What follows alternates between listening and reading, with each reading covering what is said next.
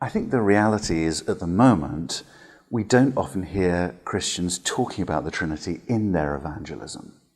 So when I hear Christians share their faith, the sort of things I expect to hear them talking about, I want to hear them talking about, are Jesus' death on the cross for our sins, God's free offer of salvation, that it's all of his grace.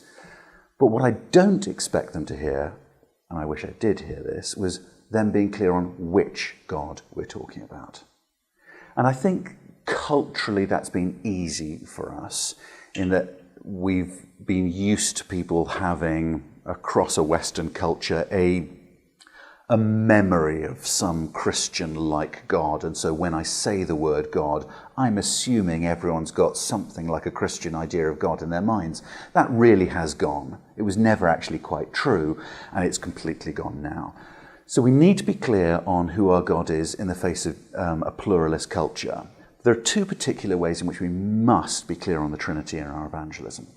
The first is, speaking about who our God is important because only the triune God is so beautiful, so glorious, that he'll win people over. If we simply say to people, God will give you hell if you do bad things, or heaven by his grace, they might want heaven, but they're not going to want God unless you talk about the Father, who eternally loves the Son, pours out the Spirit on him, and invites you into that fellowship to know him forever.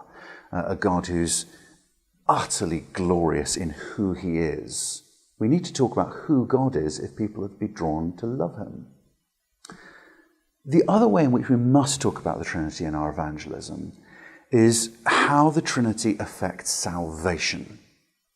So only the Trinity is beautifully attractive as God, but also the Trinity shapes what we mean by salvation. See, another God, say a single person God, what sort of salvation might they offer? Well, they might say, have paradise, have heaven, have eternal blessings. But that's something quite different to what the triune God offers.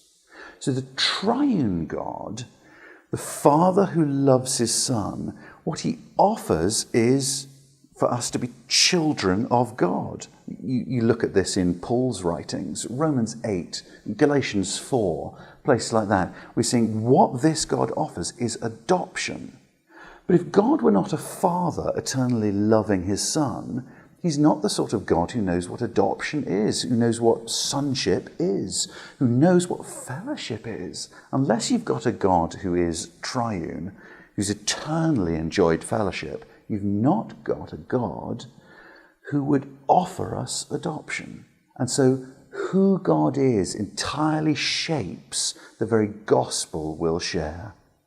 And we need never fear that talking about the Trinity in evangelism is going to get us away from Jesus. Because to call people to faith in Jesus is to call people to faith in a triune God. John 20:31, John writes, I write these things so that you may believe that Jesus is the Christ, the Son of God.